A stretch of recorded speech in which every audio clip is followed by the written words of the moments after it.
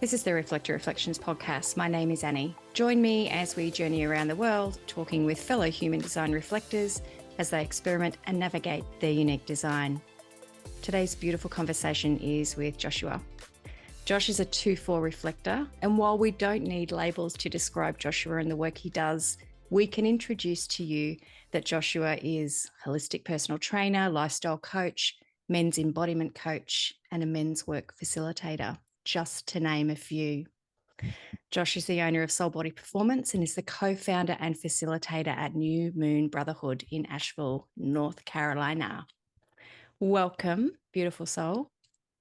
Thank you. Thank you for having me. Thank you for being here.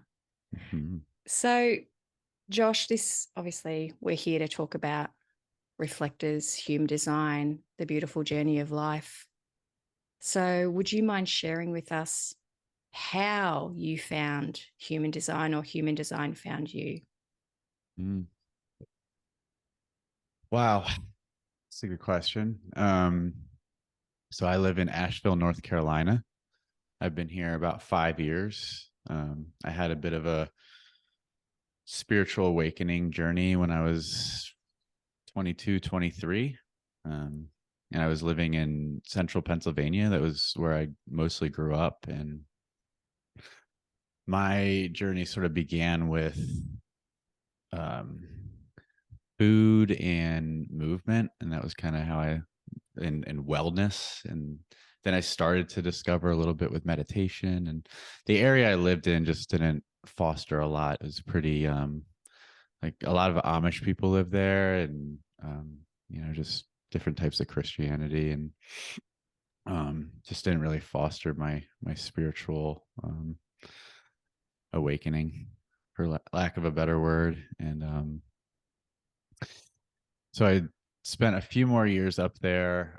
Actually found out about Asheville through a podcast, and I thought it sounded really cool. I'd never heard of it, and I went and checked it out, and I was like, okay, I'm just going to take a leap of faith and just move there. And I was in a relationship at the time. We had come down together, and I was there for maybe a year and a half with her before we broke up. And after that, it like opened up a portal for me, and I started discovering all of the weird areas of Asheville, all the little spiritual nook and crannies, like all these different modalities that I couldn't even fathom existed. And I still like they still keep popping up, and there's all these like underground scenes. And and I don't think I found human design at that time necessarily. I was going through a mentorship at a holistic orthopedic fitness center called the Wellness Movement Center. And in order to go through the mentorship, I had to see my mentor as a client first. And he's super duper holistic. And he wanted me during my, I don't know, probably halfway through my journey with him, he wanted me to go see this energy healer who also does human design. And he had just found out about her and really liked her. And so we did some energy work together. And even before that, she texted me. It's like, what's your information? I texted her back, and she like sent me this long, like freaking out text. She's like, oh my God, you're a reflector. I was like, I don't know what you're talking about. Yeah. What does that mean? But I felt like excited that she was so good. Like my ego is getting really stroked by that. I was like, oh, I feel like I might be special. Yeah. I can't remember if I was her first reflector, or is she did not have a lot of experience with the reflectors. And so I went and saw her, and it was like information dump. She had a very high energy. She probably was a generator. It's just like love this shit, and just like went. And am I allowed to say shit? Absolutely. Okay. I'm Australian.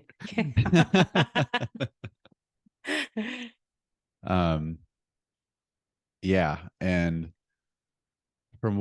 remember there were some things she told me that were really potent for me. One of them being like, I think she might have been like asking about my childhood and stuff. And it came up of like, yeah, I felt like this chameleon person. And I felt like a fraud my whole life. Like I was just acting in all these different ways. And it's gotten a little bit better since I've found some of my passions in life. But it still comes up, and it was really bad when I was a kid. And be really self-critical over like, why am I so different? Like, am I not authentic? Am I like not able to like find this like core personality that I would be with each person? And she's like, oh yeah, that's your gift. Like that's who you're, like that's everything. And I was like, what? And there's so much in that reading of like the conditionings of society. Like there's so many things I thought were toxic and wrong with me, that I was running from and trying to change. And human design, it felt like such a support of those things that I thought were a bad shadow. And they were like, no, these are actually your gifts, if you know how to use them and reflect them and refine them and pay attention to the signs. And yeah, and so I just took away some really potent insight from that, some downloads. And with astrology and human design and personality pattern stuff, I find it all super interesting, and I think it's extremely valid. I just noticed that I don't go super deep down the rabbit holes with any of those for whatever. Like I've gotten several human design readings and really appreciated them. And it seems like there's more I can't believe like how complex it is. It's like down to like food and everything else. And I've got enough tabs open in my life and rabbit holes that I've like not gone all the way down. Like I just keep opening more rabbit holes. And so I'm good with just like getting some information here or there. And it feels really beneficial. And yeah, I think that thank you. answers your question. I really like that this person that you went to, this energy healer, that she asked you those questions. How was your childhood growing up? Mm-hmm. Because a lot of the time when we do get these readings or someone's talking to us, they're not really taking into consideration that, I'm air quoting here, but the trauma that we carry through from being a child and not really understood. And that's a very common theme that we have as these 1%ers that I know a lot of people are, and I don't want to overly generalize it, but that childhood of yours is very similar to the childhood that we all have, of just being so many different people. And I want to ask you probably quite a personal question that just came through to me was, we kind of like when we start to understand ourselves as we get a little bit older, and we either go to therapy or we're really trying to work on our personal development, people say, revisit that childhood, revisit, what were you doing? What did you enjoy? And that can be a very difficult thing for a reflector, because as you were saying there, it's just like you were a chameleon. You were constantly just going with the flow. And I feel that. Could you share something on that, if you don't mind? Yeah, absolutely. Yeah, I would agree with that. In addition to like the reflectorness and all the hardships, my mind, like a lot of people, but I think I have an especially negative bias, perfectionist mind. So it goes straight to like, what doesn't work? How can this be improved? What doesn't work? How can this be improved? So when I think back to my childhood, it's often the difficult parts, and my mind doesn't. I had a lot of happy, great times as well. But as far as the challenge of what you just spoke to, yeah, I mean, I had a lot of masks. I was very confused, and once I mean, starting with like childhood, I started developing these narratives and stories that I would get from television and like try them on and then like share them with people.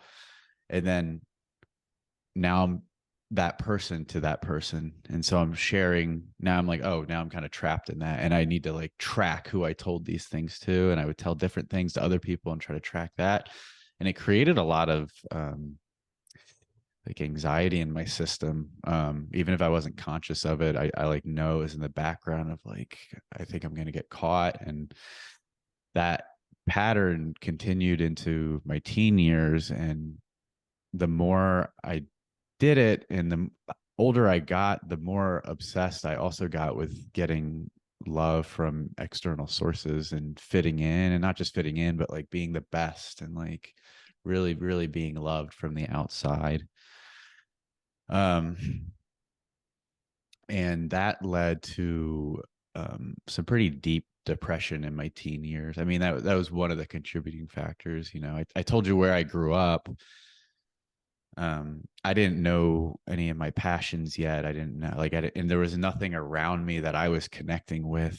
So I was pretending a lot and trying things on, and pretending I like this music if I thought it would get me, you know, friendship, and pretending I like this if it would. So I was doing a lot of chameleon stuff, and so a lot of personality crises and deep depression, and a lot of social anxiety. And yeah, Yeah. so yeah, Yeah. I'm I feel, wondering if you resonate with any of that. I really do. And just what you were saying there about, being that chameleon and splitting yourself for different people or different groups to fit in, that I can Mhm. really resonate with that. And what you were saying there about we created so much anxiety because I guess from a body point of view, we just kind of shattered ourselves into all these little different external sort of projections Mhm. that weren't even really us, but there's still that part of us in there. And their whole kind of like coming, again, I'm air quoting, coming home to self, but just kind of like pulling all that back. And you've got to call back all of those kind of shatterings Mhm. of us. And you were saying that this started for you about 10 years ago, where it hit you something, just I've got to, it was a drive, it was a driving force. And that's Oh when you yeah. moved. Yeah. Yeah. um I mean, I could speak about that as well. Yeah, Like, absolutely. it's definitely, I've never spoken about it in public, but this is my first podcast. Um so I dropped out of college. I should have been going to college. It was a very external driven decision. It's like, that's what I'm supposed to do. And my parents thought it would really straighten me out. And because I was getting into a lot of trouble when I was 17, 18. And looking back, it would have been supportive probably to like go travel or do a little soul searching, but that just wasn't in the narrative where I grew up. And people went to college right after high school. And so I ended up dropping out after a semester where I majored in partying and slacking off and smoking pot and all the fun stuff. Um and I met a young woman that um we'd gone to the same high school together but never met there before. And we ended up diving deep into a relationship. And we were just babies. And um yeah, I went really deep into a toxic relationship. Ended up actually getting married by age 21, and bought a house. And um I just had this moment, like, and I don't want to give too much, personal because of her, but just this moment with her where I was like, am I going to keep doing this? And um, I said, no, I'm not going to do it. And so I made the decision to break up. And I kind of remember like the moment, like thinking about it afterwards, that these questions that came into my mind of like, what am I going to do with my life? Because I had gotten into such a comfort zone. Even though my life was miserable and Yeah. suffering, it was like so familiar. And um And I was at such rock bottom, and I was like, well, I can either continue to live my life like passionless and like too afraid to try anything. I was always afraid to put myself out there to join a class and look stupid or new or foolish. Like I avoided that a lot of my young adult life, like my teen and young adult life. So I could either do that. Um, I could kill myself. That was like like I was really pondering that. I was like, because that first option just sounded awful, like to be this like hermit, never trying anything, and or I could start putting myself out there, trying things, and really like pushing myself, past this edge of comfort, and that terrified me. But to me, I was like, there's no other choice. I'm not going to kill myself. Like, I just couldn't do that with my family, and I couldn't keep living in the same way that I was, and that decision to do that is just what changed everything. And I think where that came from was being at rock bottom. Like, I could not go any lower. And I get asked by my family and my friends of that time of like, why were you in that relationship? Like, why did you why did you need to get married? Like, it was very strange to everyone on the outside. And um I've done a lot of reflecting on it years past, and the thing that keeps coming through is like some force, my soul, my higher self is like, I was just living in this like almost rock bottom place for so long. It's like, okay, we really got to get you there so that you get the fuck out and go, Yeah. and start living your life purpose. And so I really think that's what was driving, like just going deeper and deeper into this hole that like there was no light to any conscious eye of like, where are you going? And um yeah, just that decision to put myself out there. I like joined a CrossFit class, and I joined this like cooking membership online where I learned how to cook for myself, which I had never cooked before. And um yeah, just those things really like were the beginning of a snowball process with so many ways of being beautifully inspired by pushing my edges and growth. And I feel like every year I get wiser and I suffer less, and I can't wait to just keep getting older. Like, Yeah. it's the opposite of the conditioning, I think. But Thank you so much for sharing that. Just reminds me of there's a saying about dots that, and I felt that throughout my life, that you always look back. Hindsight's a bitch, but when you look back, you can be like, I can see how all the dots got me to where I am. And I always have to trust in that. But someone says in this quote, but first you've got to start making the dots. That sounds to me what you were like. You were just, that finally it was like you have to start making the dots to get to where you need to be. Yeah. Yeah, I made some Divine dots. Make some dots. Just go and join a cooking class. I love that. Just do whatever. CrossFit.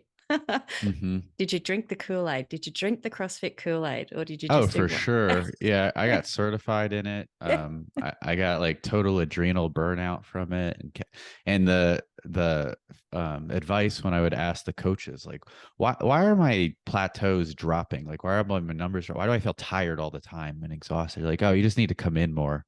I'm like, oh, okay, that makes sense. Yeah. It's going in 5 days a week. I need to go in 6 days a week. And yeah. It's so interesting that, we're talking about that chameleon thing, because I have done so many sports and so many things. It's like you meet new people and suddenly you would be like, oh, I love this now. This is me. This is my thing. I love this. Absolutely. And then you do that for a while and you're like, I actually fucking hate this. Like, I am sore all the time. I was doing CrossFit for years as well. The comps, and I'm like, I'd think to myself, I actually really hate competing. It'd fill me with anxiety. And I'm like, why am I doing this? Yeah. That piece you just spoke to, that was another thing that hit me with the first human design reading. I was like, oh, I hate this part of myself that starts new things and doesn't finish them and goes on to the next. It's like addiction to novelty. And she's like, yeah, it's a superpower. Like, I was like, what? Like, that's how it's supposed to be for you. She's like telling me all the things in my chart. Like, what? I'm like, okay. That was really profound for me, and like, really healing, especially with like sort of my wounding with my parents with that. Like, I carry a lot of guilt of like the money they spent on me with these different things. And again, it's just dots, the conditioning, I think, is the dots need to look like this completed thing. And then that's your thing. And I don't have a thing.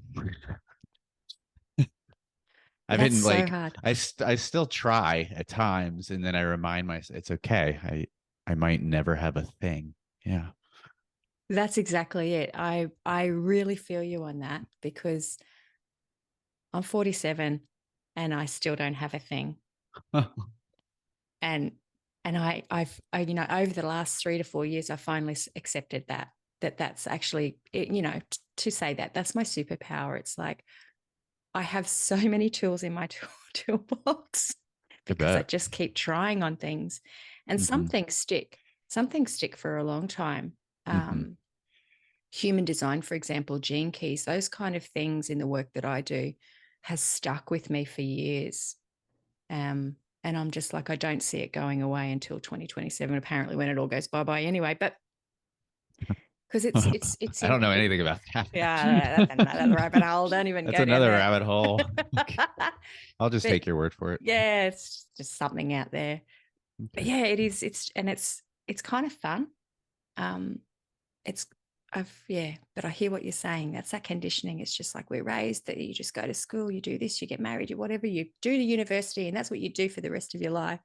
Mm-hmm. And we subscribe to that. And even intellectually, this is the problem, isn't it? Our mechanical minds get in the way because they're like, yep, that's exactly what I've got to do. But our bodies are like, nope, I want to go and do this. And it shuts down. And that's where I think a lot of this anxiety, depression, very generalizing here, but Mm-hmm. it's because the mind and the body and the soul and the spirit, they're not linking because Totally. this thing's got to get out of the way. This big clunker up here, fuck off. Yeah, absolutely. And the tragic part of the healing in the West is that it's so mind oriented. I was in a lot of therapy, and it wasn't until the last few years that we started asking questions to my body and following sensations and emotions. And wow, like the past few years, my therapy practices have been so profound, like more profound in one session than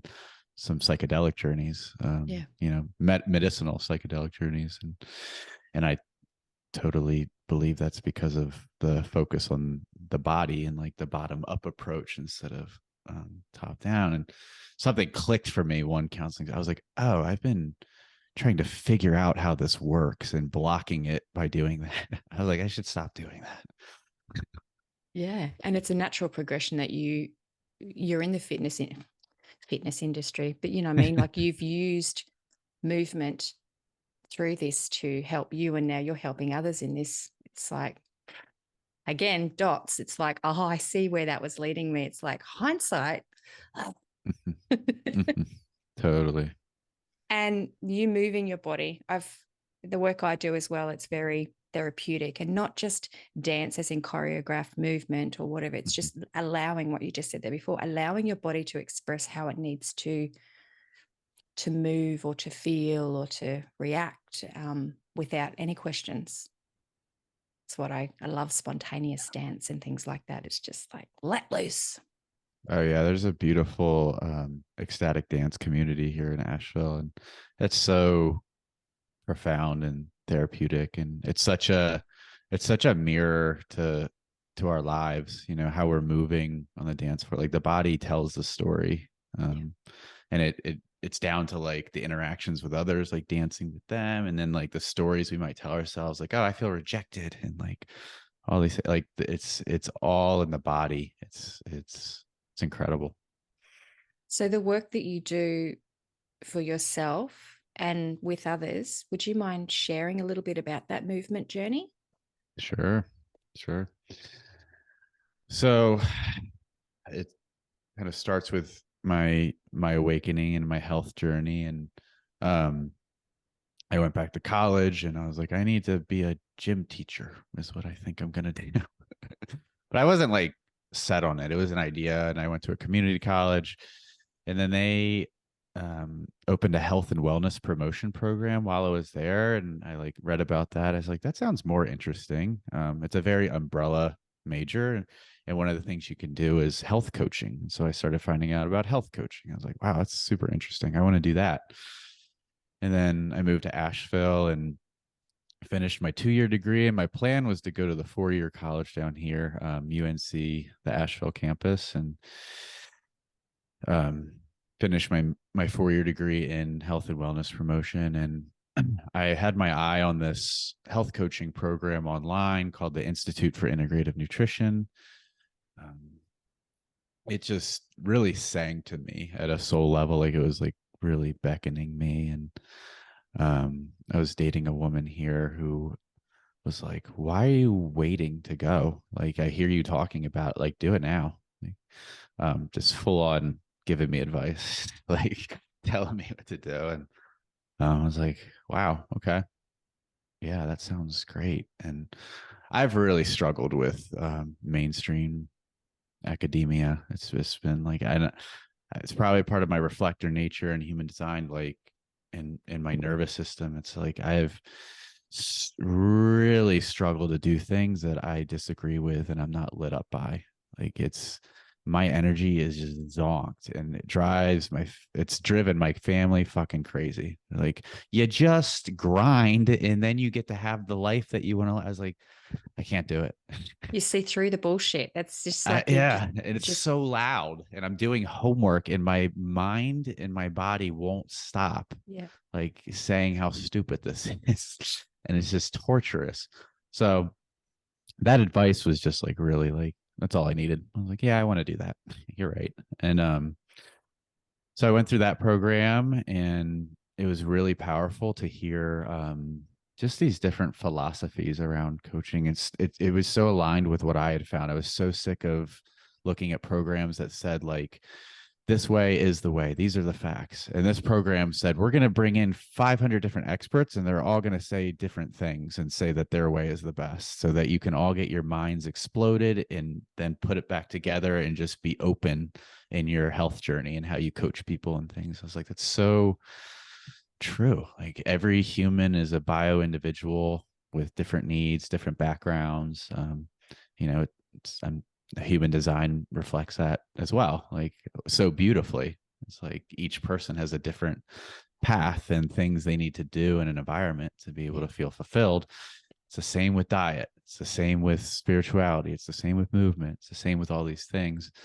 So that really resonated for me, and went through that program, learned a lot about reflective listening. At that time was attending men's circles for the first time, and felt like, wow, this is really revolutionary to like be in a circle of men talking about my emotions and talking about hard stuff that's going on, and having them listen and reflect, and like nobody's making a terrible joke and teasing each other, or like it's fascinating process. And they weren't like experienced men's circles. It was like men who wanted this and were like trying to create it. Nashville has a lot of beautiful, sensitive brothers, and like this is what we want. And a lot of us have wounding around growing up in an environment that is a form of masculinity that we're just not in alignment with. And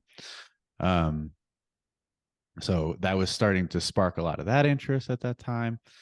And I started seeing like 1 or 2 clients as a health coach, and then all of my shadow stuff around social media and putting myself out there came up, and it's still something I struggle with. All of my clients are hot referrals. Like I really don't do any marketing, and I need to. It's something that I've been avoiding for a while, and also just doing my own self work has felt really important. And but that'll be the next step. And so I was really reevaluating. I was like, is this for me? Like this whole world of marketing and coaching and all these things. I don't know if I can do it. It's like, feels like a lot of competition.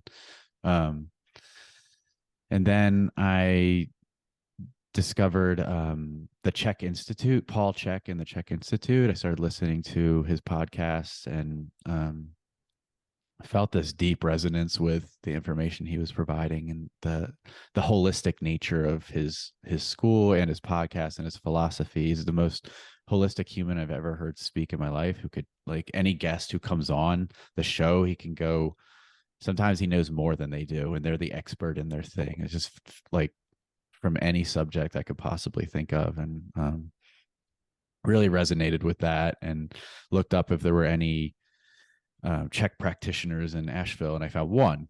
And I went to his website, and he had this um, fitness trainer mentorship program, and he also owned a center called Wellness Movement Center, and it was a very holistic orthopedic fitness clinic.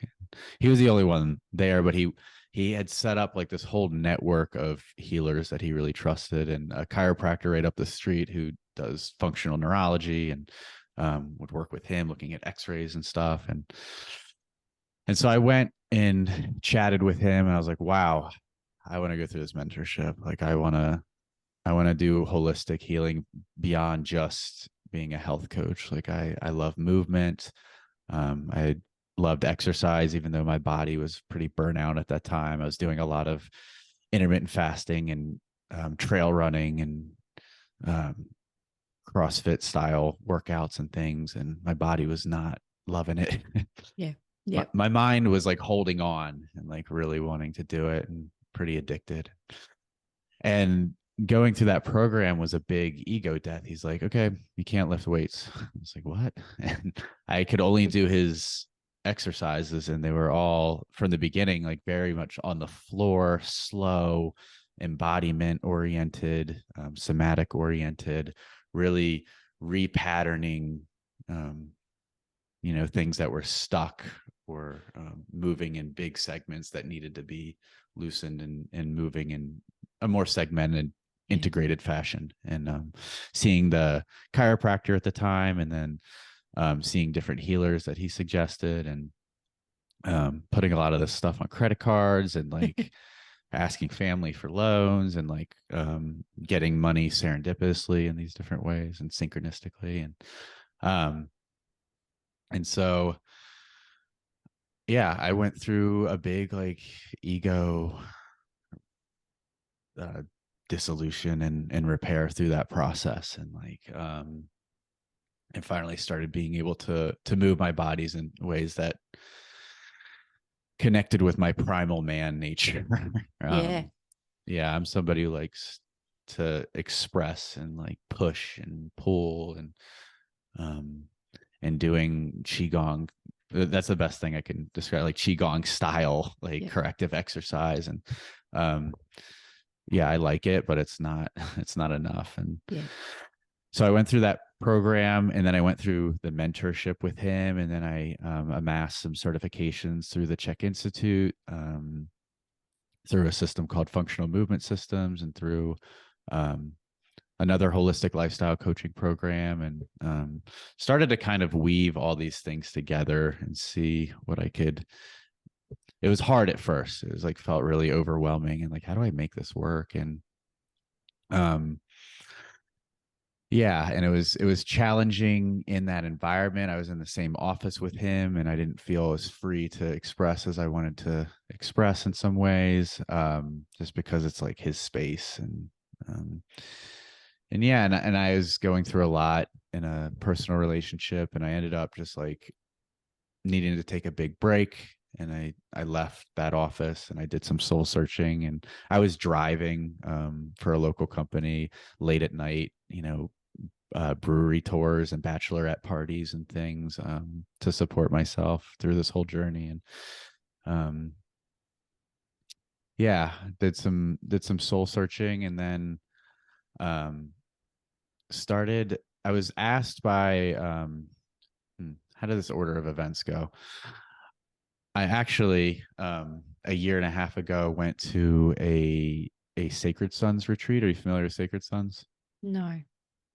So they're a men's work organization that started, I think, about 5 years ago, and they've fucking took off. Like they went global, Oh, wow. and in bigger numbers way quicker than any other men's work organization before them. And their social media is like just amazing. They know how to, and it's like mostly BIPOC. It's like BIPOC founded, and it's just, so I didn't really know much about them. I knew a little bit, and I had a friend who was in my men's circle say, I really want to go to this. They're coming to Tennessee, which is really close to us. Like, do you want to go? I was like, yeah, that sounds awesome. And it was a 4-day called an embodied masculine retreat. And that shit was the most profound experience of my life. Like, what I was witnessing, deeply shamanic, deeply earth-based. I mean, they blend so many modalities, but all of the facilitators, their level of embodied presence is just at level. I've never been around humans like that. And the containers that they held facilitated such profound healing, with issues that men were bringing up, that I was like, oh, I guess we need to outsource and go to a hospital for this, or like, there's no way we can hold this, like, Yeah. and it would get healed. And like every man who had a process, it would get healed. Like, I just saw it. You could feel it. You saw their whole body shifted and changed, and they would be dancing. And I had my own deeply profound cathartic shamanic process. Just that experience realigned me a lot of like, oh, I'm supposed to be a part of this. I'm supposed to be helping men heal. Like, I'm supposed to be creating container. Like, I'm not just a participant in this. Like, I need to take part. This is a part of who I am and my mission and purpose. And I got approached by a couple guys in my men's circle who were saying they want to start a men's work organization and just at the start, host a monthly open men's circle called Moon Brotherhood, that we would gather around a fire on the new moon, darkest night of the month, to honor the darkest parts of ourselves, and create this beautiful container for sharing and deep presence. And this, like, being with the elements outside, it's ancient, it's primal. It's like it reignites things, and spirit is with us, and the land is with us, and the whole aspect of men's work for me is, it's been like the deepest I've had this feeling of like something bigger than me is working through me. Like, I'm an instrument for this thing. It's like, it's such a divine honor to just create a container, and like, just, okay, I'll do this. And now I'm going to be really present. And then the spirit of brotherhood's going to do the rest. Like, it's going to, and just profound things occur, profound healing and connection and depth and challenge and compassion. And so that's all happening at the same time. I left my practice for a little bit, and I'm having these big breakthroughs with men's work. And then back in March of last year, April, I just approached one of the men in the circles, and I told him, I was like, hey, I really care about you, and you come into each circle stating how excited you are about like this marathon you're training for, like this triathlon you're training for, and I see your posture, and I like see your holding patterns, and if you keep going in these high endurance, high stress physical endeavors while in these posture distortions, these posture these postural imbalances,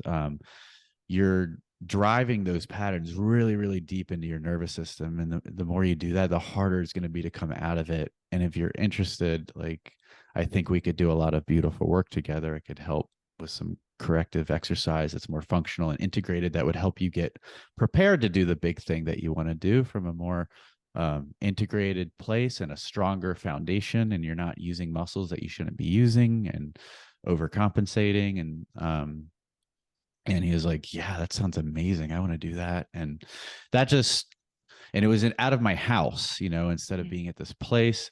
And that felt so good to be able to just start on that journey like that. And with him, I was just having all this freedom of like creativity and like incorporating all the stuff I had learned in men's work and my own journey of healing and presence and mindfulness. And what if I could do like holistic trauma informed personal training, like for instance, it's like a part of what I do. And that just kind of started a momentum of hot referrals that at this point I still have. I've had the same like 6 clients for, I don't know, 6 months now. And I need more clients. I need to, it's like, I like You need really, to sample more. You should yeah, sample more bodies. yeah. And, like, I know I have these gifts to offer, and, but I really prioritize self-care and like, and self-education. I'm still in the education route. Like I'm still learning. I have a lot to offer and I'm ready. I could handle 10 or 15 clients. I just don't put myself out there. Like I said, like I don't do any marketing. I don't do any social media of any kind. And that needs to shift. But as far as my work, I've also, besides functional movement and looking at posture and corrective exercise and biomechanics, and I also have the background in the diet and lifestyle and reducing stress. I've also been taking some trauma informed courses. There's a course that I've been in and almost finished called Integrative Somatic Trauma Therapy Certification, and it's through a program called the Embody Lab, and they're fucking amazing. Like it's just at another level. And so I've learned a lot from that I've been implementing in and really going to the body for the wisdom. And so I have, like you were saying, a lot of these tools that I can pull, and each person it's different what I can utilize, and it's different depending on what their goals are. If you're just like, every person who's come to me who's like just into the movement part, we end up talking about emotions. Like something emotional comes up. So this is one of the issues I've felt are with modern mainstream fitness. It's like very like this movement thing is in fitness is its own separate entity, and it doesn't really matter what else you have going on in your life. Like you can do this thing. And my training at the Czech Institute and trying on my own body and my mentorship was like, you check in with the person. How did their week go? Are they carrying a high physiological load of stress due to diet or lifestyle? Then we're going to bump down the intensity. We're not going to use the exercise as this outlet to like, oh, my life's so hard. Like I'm going to like work out harder and harder. That stuff leads to more injuries and muscle imbalances. It can be a really good temporary, like, move the energy for sure, but that as a practice, in my opinion, is not sustainable. And I want people to be more informed. When do I do a hard workout? When do I do a soft workout? When do I do a work in, which is more qigong style and creates energy in the body instead of breaking it down?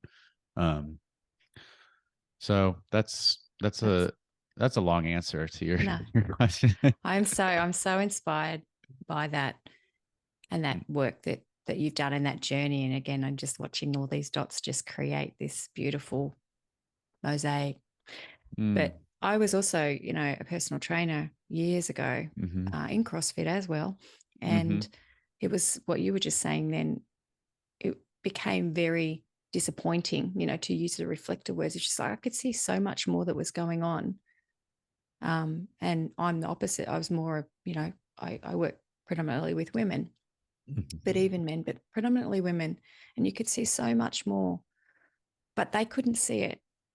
And to kind of be in their face as the mirrors that we are and go, I can see, you might just blurt something out and you're like, oh, fuck, I said that out loud, didn't I? And they aren't ready to hear that. So it became one of these moments where I realized the longer I was in this space of the years, I couldn't be just in this physical space anymore. I couldn't just physically train people, because I realized what you were saying. There is so much more about their emotional health that plays a bigger part. What you were saying, why are you flogging yourself when you really need to be doing the inner work? So I'm really inspired by that, because a part of me goes, I wish I knew that, 7-8 years ago. But my dots led me to more working with, women's emotional issues, really, really deep diving into matrescence, which is the journey of the mother and things like that. And I do a lot of those women's circles, and I'm in absolute awe. It actually brings me sometimes to near tears of how in awe I am of men forming these groups, being together, supporting each other. And sometimes I think, I wish I could do that. But she's like, you're a girl. You need to get out of here. You know what I mean? It's just like, you're I've a heard girl. that Get from out. And I'm just so like, many. just be involved too. Like, what's happening? Because All of there's my a women friends. pride. Yeah. Yep. I guess my biggest sadness with it is not being seen as, like, no matter what we do, like, our intention is trying to help the world heal. And if we're not perfect, that's fucking okay. Like we're not the enemy. Like, there's so many entities that are, we that if you're gonna put an enemy label on somebody, like, I really wish it would be more directed towards them. But like, that's what brings me a lot of sadness, is like the backlash of going at all public with any of this kind of stuff, from other healers or from, other people in sensitive communities and things. Like, it's like, I so wish that you could see that we're not the enemy. Like, there's just not, we're on the same side. We're the same. Like, yeah. Just in my little community, there's a couple of groups, that have sort of started to take off, ever since COVID, but more so in the last year, of, the men's groups. And they don't do a men's walk, once a week they catch up. And there's another group that meets out, by the water, and they have a beers and barbecue. And I know that sounds very blokey here in Australia, but that's how they have to label it here, because, Australians are, it's a blokes group. But I've just watched, and I've never seen any negative comments about it. And it's just like beautiful. But I'm sure there's like, I think most of the negative There comments, always as we were saying are. there before, they come from the women going, why can't I join? And then they'll say, because you're not a guy. And they're like, how dare you? How dare you? In the work that oh, sorry, go on. I was just gonna say, there's a deep safety in exclusivity. Like, there needs to be places, just like there needs to be places for BIPOC folks, queer identifying folks. Like, there needs to be a space they can go first to feel seen, heard, and connect in the way that culture has separated them. No matter what's, real or not real about if we're the same or we're not. Like, this is so deep in ourselves, from conditioning and our culture and our ancestry and our trauma and our families. And like, we need to separate first. That's really, really important before we can integrate. That, like, there has to be a feeling of safety first before curiosity and openness to, like, ask from other groups, about their experiences and things like that. So this idea of, like, everybody should be included in everything, it's a theme I see a lot in my world. And I question it a lot. I was like, I eventually, like, that's what I want too. Like, but as far as, like, the healing containers, like, I don't know if that's the progression that I want to be a part of. I absolutely adore that, how you just said that, because even finding human design, finding whatever it is in your life, as you were just saying, but finding human design, finding out that you're a reflector, it's like we need to take that step back and be in our own little epicenter, in our own little bubble here of talking to other reflectors. And that's what this whole community is about. of just going, how are you? How are you going? How are you feeling? Are you okay? And then, being in that safe space, and then going out to others and saying, okay, I feel a little bit less judged. I feel a little bit less judged now, and I feel like I kind of feel me a little bit. So I'm going to dip my toe out there and say, hello, generators. Hello. Have you found that, or have you sort of like plugged other people, your circle, I suppose, who's in your orbit of types? Have you gone down that little rabbit hole at all? Yeah.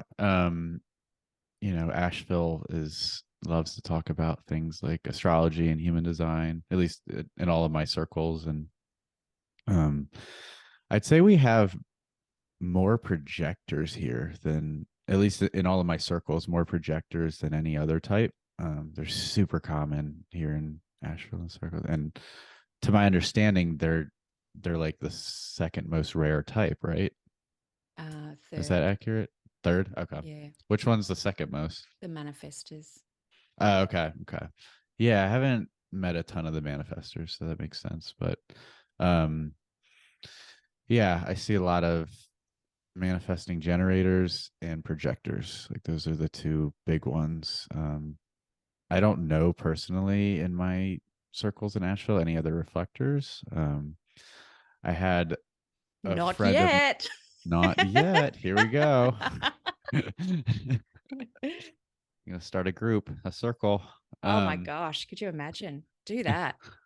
Yeah, I have enough circles. I'm in charge. I keep opening tabs in my life that I need to okay, I think I need to close a couple of these. I'm down to join one. I don't know about, Yeah. I got enough responsibility, and I did connect with one reflector. It was a friend of a friend, and she lives up north, and we did some Zoom calls together, and it was just fascinating to be in that energy, even through the Zoom universe. And it was a woman, and just deeply, deeply sensitive and like unbelievably potent divine ways. Just like and intuitive, like unbelievably intuitive. And so that was powerful to be in that sphere for the few times that we connected. Yeah, it's beautiful. We always, not everyone, of course, we've all got our own unique personalities, but generally, mirror to mirror, we see, um, we see through it. We see each other, and we don't get that often because the projection field. So a lot of people can see us, but then though it's like glimmers every now and then, and it's because they can't help it because we're shimmying. So I think reflector to reflector, we do really feel each other. It's quite phenomenal sitting in space with another reflector physically, and even as you said on Zoom. It's like, Yeah. oh, it's easy. Yeah. Yeah, I feel a lot of easefulness having this conversation with you, and yeah, I feel that between us as well. Yeah. Oh, well, I am just so proud. I would love to catch up with you again, I don't know, in a matter of months and see where you're at and see how you're Yeah. going. And I think I'd mentioned to you off air, and I may cut this out, I'm not sure, but it has been asked of me to have more men on. Why isn't there more men who are interviewed? And so if anybody is listening to this, know that there are men out there. They're just probably a little bit shyer, but these conversations are really important to have, so that the men know that they're not alone. Hearing women all the time talking about their stuff, it can be probably a little bit annoying. I get it. I get it. I'm pretty feminine, or I'm pretty in touch with my feminine, um, for the average man, I would say.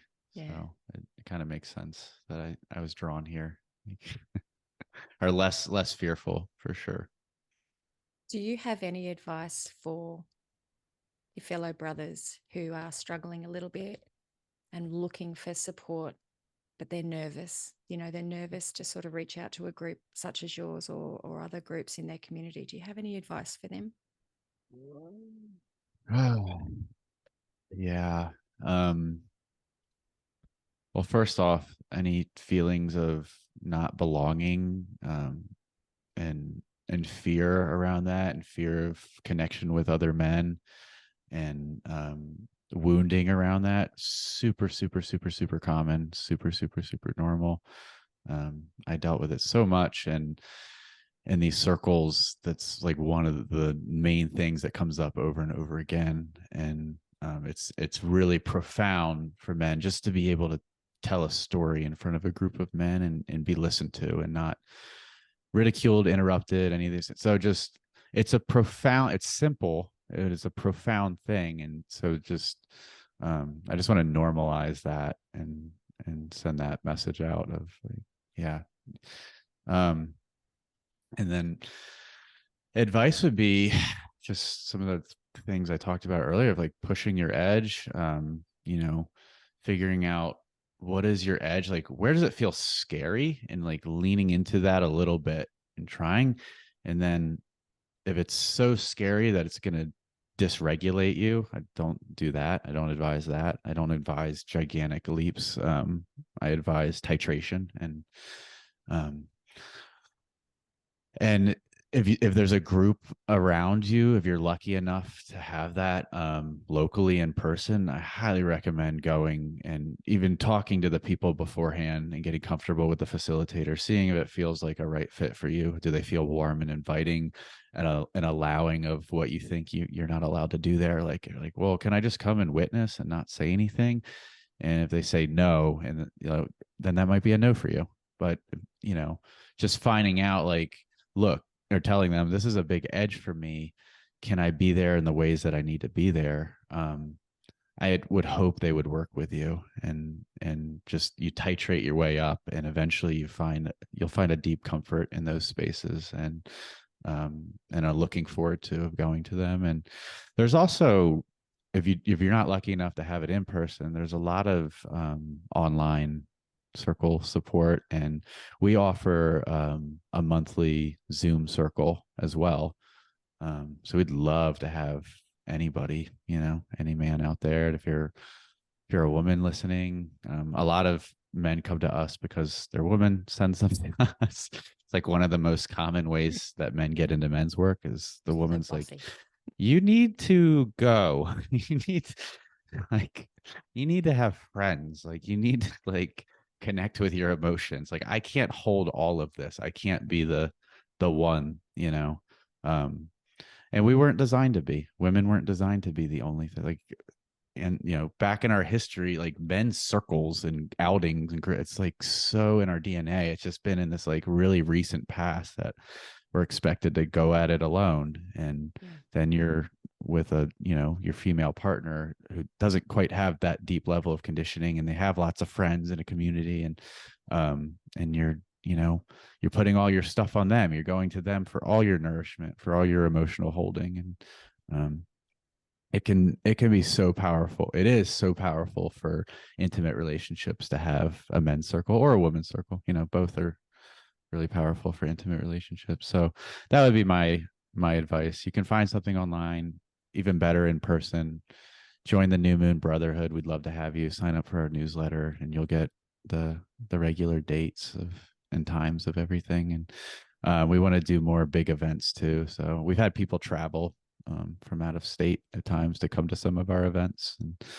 And one of them, it was more my project, but kind of a little bit New Moon Brotherhood, or me and another guy who's outside of New Moon Brotherhood. And it was called Embodied Combat, and it was called Embodied Combat Breakthrough Circle. So it took some of my gifts, and then the other guy's name's James. He's a somatic breakthrough facilitator, and we kind of combined the two. And then we brought in one of the guys from New Moon Brotherhood, Hunter, who does a lot of authentic relating facilitation. And so we kind of combined all of our forces, and got into our primal man, and wrestled, and did embodiment work, and just held space for anything that would come up. Like, we create these little environments that trigger us and brings us back to our childhood. And then we stop what we're doing, circle up, like, hey, what's going on? Like, we're here for it. And with the goal of deep somatic healing is yeah. And we've had people drive quite a bit for that one, and